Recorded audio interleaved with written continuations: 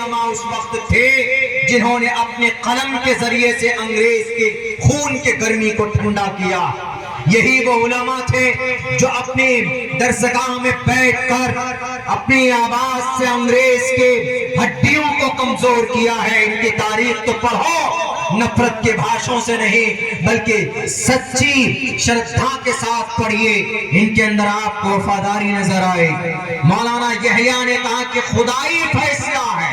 मौलाना शाह अब्दुल अजीज मुहद्दिस देहलवी के बेटे, ये दामाद मौलाना सैयद यहया साहब, उन्होंने कहा कि अंग्रेज से लड़ना भारत के लोगों के लिए, सिर्फ मुसलमानों के लिए नहीं कहा था, बल्कि ये लफ्ज इस्तेमाल किया है कि दिल्ली से लेकर कलकत्ता तक के एक एक फर्द के लिए अंग्रेज से लड़ाई करना, अंग्रेज से जंग करना, अंग्रेज से मुकाबला करना, ये खुदाई फैसला। ये मैं जहां कहोगे वहां आकर कहने के लिए तैयार हो। मौलाना यहया के ये अल्फाज। मदरसों की तहकीकात करने से पहले तारीख की इन बातों को भी कुरेद कर निकालने की कोशिश करो। कुर्सी इख्तिदार पर बैठने वाले ज्यादा ताकत के नशे में चूर मत होना।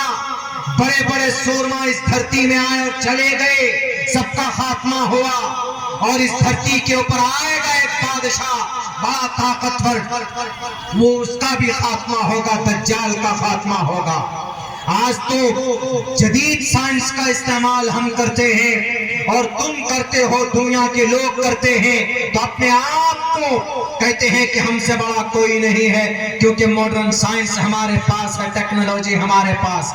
तुमसे भी बड़ा साइंस, टेक्नोलॉजी, मौजूदा टेक्नोलॉजी से बढ़कर लेजर साइंस का जमाना आएगा, जिसको ये दज्जाल इस्तेमाल करेगा। यानी आज अगर बुलेट ट्रेन पे बैठकर आप 350 किलोमीटर 1 घंटे में सफर तय कर सकते हैं, तो लेजर साइंस का जब जमाना आएगा तो आप 1 सेकंड के अंदर 10,000 किलोमीटर का सफर तय करोगे।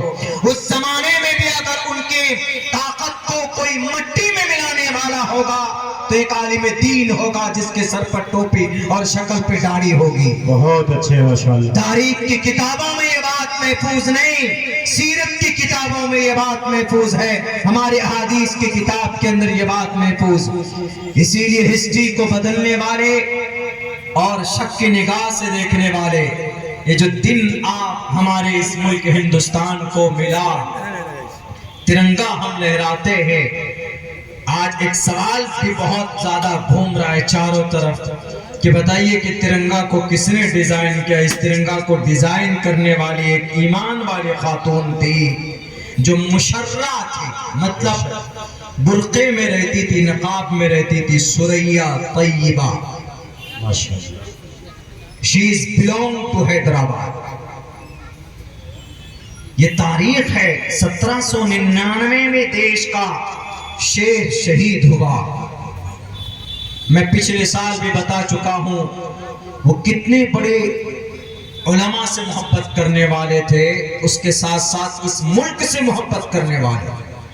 अंग्रेज ने ऑफर किया कि सुल्तान तुमको क्या चाहिए, तुमको हुकूमत चाहिए, लो कहां तक हुकूमत चाहिए, कर्नाटका पूरा ले लो, श्रीरंगापट्टनम मैसूर में तो हो, महाराष्ट्र ले लो, उधर तमिलनाडु के अंदर मिलता है वो हिस्सा ले लो, वो एरिया बताओ, लेकिन बस you have to support me, हमें तुम्हें सपोर्ट करना होगा। नवाब साहब दक्षिण में उन्होंने भी कहा कि सुल्तान क्यों लड़ाई कर रहे हो, एक मर्तबा समर्थन दे दो, लेकिन उन्होंने कहा कि नहीं हम लड़ेंगे। मराठा सेनाओं ने आकर के कहा कि टीपू सुल्तान अंग्रेज के साथ हो जाओ। मराठा सेना जिन्होंने टीपू सुल्तान को बदनाम करने की कोशिश की, उनके इलाके में घुसकर मंदिर को तोड़ा, यही टीपू सुल्तान था जो खड़े होकर के उस मंदिर की मरम्मत कराए। कहा कि नहीं मैं राजा हूं और मेरे हिंदू भाइयों के अकीदे के हिसाब से, उनके आस्था के हिसाब से मंदिर उनकी पवित्र स्थल है, तो इसीलिए मैं बादशाह होने के नाते मेरी जिम्मेदारी बनती है कि भाई मैं उनकी मदद करूं। टीपू सुल्तान ने खड़े होकर के कहा कि इस मंदिर की मरम्मत की जाए। टीपू सुल्तान पर खामखा की बातें और इल्जाम लगाते, उनकी शक्लें और तस्वीरें बिगाड़ते। उन्होंने ये कहा कि मराठा सेनाओं से ये कहा, याद रखो मराठा सेना, मैं कभी भी शत्रु के खिलाफ बैठने वाला नहीं। शत्रु के खिलाफ लड़ना हमारा फरीजा है। याद करो उस वक्त को जब महाभारत के मैदान में श्री कृष्ण जी ने यही कहा था, अर्जुन को कहा था कि नहीं कहा था, कुतस्तवा कश्मलिदम विश्वे समुपस्थितम अनार्य जुष्टम कीर्ति कर्म जुना। श्रीमद् भगवत गीता पहले अध्याय का 40वां श्लोक और श्रीमद् भगवत गीता दूसरे अध्याय का पहला श्लोक, यानी पहले अध्याय का सबसे आखिरी श्लोक मंत्रा और दूसरे अध्याय की शुरुआत के जो मंत्र हैं वो इसी टॉपिक के ऊपर है। श्री कृष्ण जी ने श्री अर्जुन को कहा, हे अर्जुन,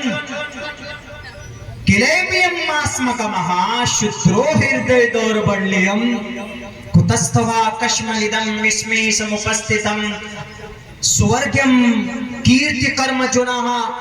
तुम शत्रु के खिलाफ नहीं लड़ रहे, क्यों बैठ गए हो? अगर शत्रु तुम्हारे सामने में आए तो उनका मुकाबला करो। अगर दुश्मन तुम्हारे सामने में आए तो उनका मुकाबला करो। दुश्मन का कोई धर्म नहीं होता, दुश्मन का कोई अकीदा नहीं होता। दुश्मन अगर नुकसान पहुंचाने पर आए, वो न हिंदू होता है न मुसलमान होता है, शत्रु शत्रु होता। कोई आतंकवाद कोई धर्म लेकर नहीं आता। अगर वो इंसानों की जान की कीमत उनकी अहमियत उसके अंदर नहीं है तो फिर वो इंसान नहीं है, इंसानियत उसके अंदर नहीं, बल्कि उनका मुकाबला करो। ये कौन कह रहा है?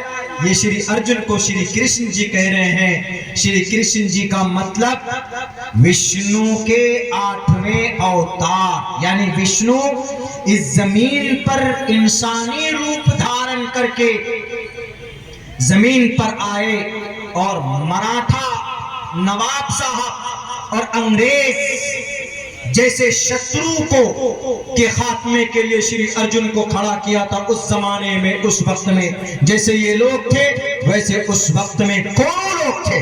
तो वहां पर अर्जुन ने कहा कि मैं लड़ूंगा नहीं। तो उन्होंने कहा कि कुतस्तवा कश्मलिदम जिसमें समुपस्थितम अनार्य जुष्टम कीर्ति कर्म जुना। कि अर्जुन, क्या तुमने स्वर्ग जाने का फैसला कर लिया?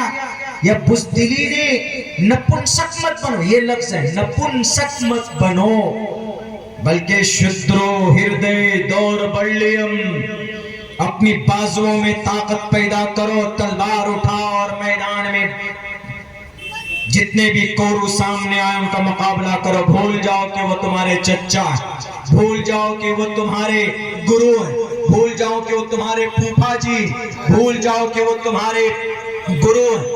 इस वक्त वो गुरु नहीं है, वो सबके सब शत्रु है, शत्रु यानी दुश्मन।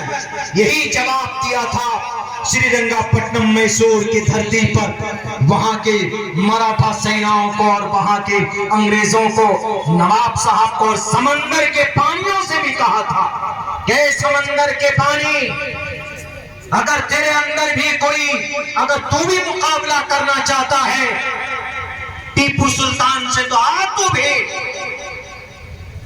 फेंक तो अपने समंदर से मौजों को। ये टीपू सुल्तान का वो सीना है जो अपने इस देश को बचाने के लिए अपना सीना तान कर खड़ा होगा।